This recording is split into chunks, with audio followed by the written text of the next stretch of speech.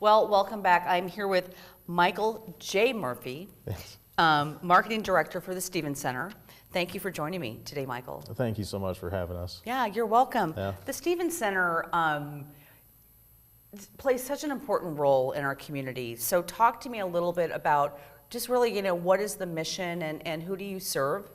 Let's start with that. Stevens Center, we are located in South Omaha, right in the heart, 28th and Q. And we are a sober campus of resources for those battling mental health and addiction issues. The clients we serve are the homeless, the addicted, and those in poverty. So on campus, we actually have a emergency homeless shelter, permanent supportive housing apartments for low income and disabled, and right next door is an inpatient drug and alcohol rehab facility. And your organization, it has grown over the years, because I remember you've added pieces and layers and So programs or residential facilities over the years. So much. It started off with the purchase of an old bar at 2723 Q Street for $10,000. Wow. We're now in a $12 million state-of-the-art facility My gosh. next to another $1 million John L. Hoyt Center for Recovery. Yeah. And it's just truly amazing. It's all happening just because of Omaha. Yeah. I mean, this is all happening because of all the great support we get from churches, businesses, schools, organizations, and individual donors. It's just amazing. That is amazing. And how many years has, We're on 35 years now. Okay, 35 years. The first time we started serving clients was 1984. We actually filed the letters for incorporation and all of that in '83.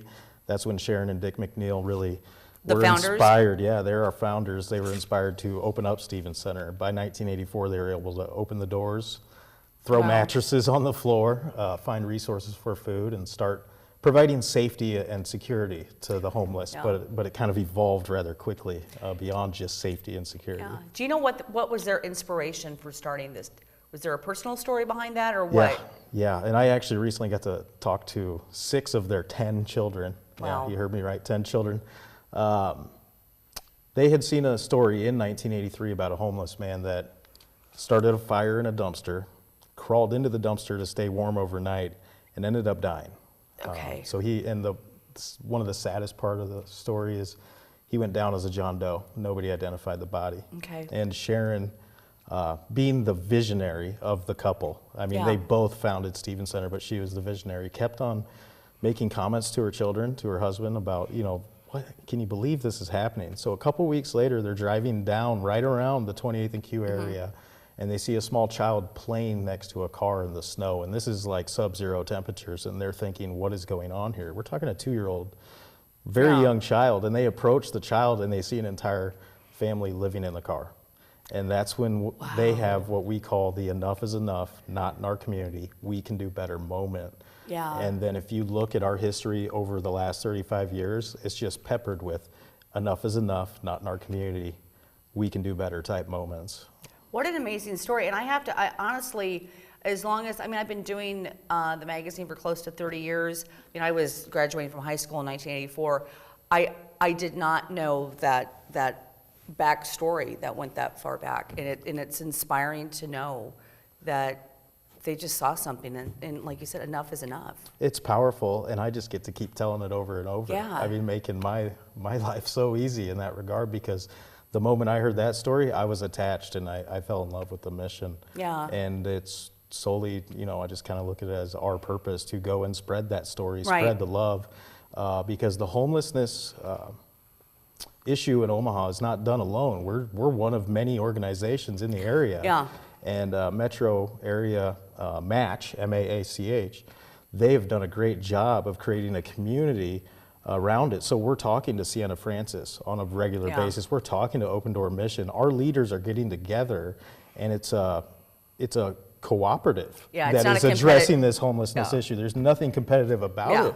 Yeah. And it's unfortunate that the need is there, but we're so fortunate to have these different partners throughout the community that make it so great things are happening. People are breaking the cycle of poverty and homelessness in Omaha at a great rate. We're on average around 65% of the individuals that come to our homeless shelter get into new housing.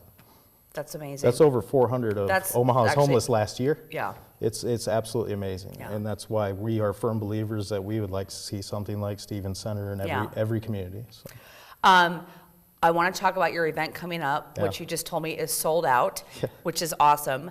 But before we go there, and you've got a golf tournament coming up, how can people contribute? I mean, obviously money is always great, but there's lots of other ways that people can help out the organization. Donating time is a huge help to us. Okay. We have over 36,000 volunteer hours a year. Wow. We don't stay open without volunteers. Okay. That's a savings of over $500,000. Yeah. Truly incredible.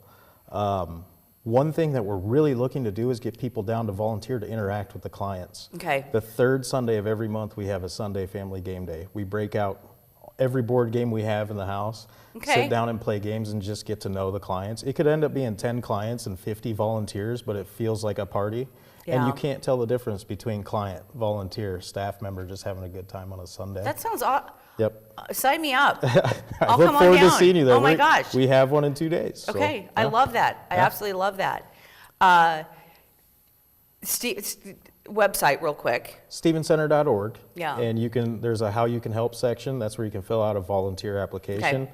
It's nothing strenuous. It's just how you get into our system. And our great volunteer coordinator, Devin Lee, will be getting a hold of you very shortly. He's done a fantastic job down there just leading that charge of volunteers. Yeah. So. Well, we've got a very short amount of time left. Yeah. Usually I try to spend a lot of time talking about the event coming up, but like you said, it's sold out. Yeah. Which Stevens Center it's cruise away. I mean, it's been a cruise theme for quite a while now. Correct. Yeah, it wasn't always that, but it's been a cruise theme for quite a while. Yeah. So, but sold out. So you know what? Yeah. Get it on your radar screen for next year. Absolutely, we're going to have a cruise away every year. Yeah, so. yeah. You guys have done a great job. So, and then golf tournament coming up in August. Yeah, in August. Heroes for the Homeless. The date, and then give us the website again. It's going to be in August. I think it's right around the 20th. I don't know the exact. It's that Monday that's right around the 20th. That will be on the website, StevensCenter.org in our events section. Okay. Heroes for the Homeless is played at Shadow Ridge. That's a country club, so not everybody gets access to that club, but you can when you join our tournament. Yeah. Cruise Away is actually put on by our Women's Guild, and I can't be on this show without just saying how much we adore and thank the Women's Guild for what they do for us every year. This is our biggest fundraiser of the year. We can't do what we do without them. And this year it's Cruise Away to the Emerald Isle. So one of the giveaway or the auction items is a cruise to Ireland. And it's our 35th anniversary, as we talked about. And all of the McNeil children will be there. Sharon and Dick are no longer with us, but we are honoring the 10 children of our founders at this event. The night's going to be full of storytelling. Yeah. And, you know, one of my favorite stories I got to hear from Barney McNeil through this process is that we are the only sober shelter in the Omaha Metro. You must do a breathalyzer or urine analysis to gain entry. It's a good reason for why we're so successful at rehousing. Sure. But Barney tells me the original sobriety test was Sister Mary, a nun who would just look you in the eye and kind of give you a whiff and say if you were yes or no, you know. But now we are actually using breathalyzer urine analysis. But just such humble beginnings and, you know, grassroots to have a sister doing the sobriety test to see where we're at today. All the credit goes to the Omaha community and all of our supporting organizations. So. Well, thank you so much for coming on the show. Website one last time. StevensCenter.org, and we are always keeping Facebook up to date. So go find us on Facebook. That's the greatest way to know how you can stay involved. Okay.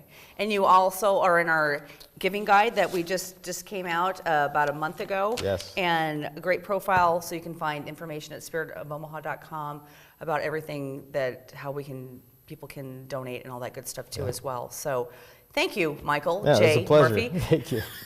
Thank you for coming on the show. Great. And we will be right back.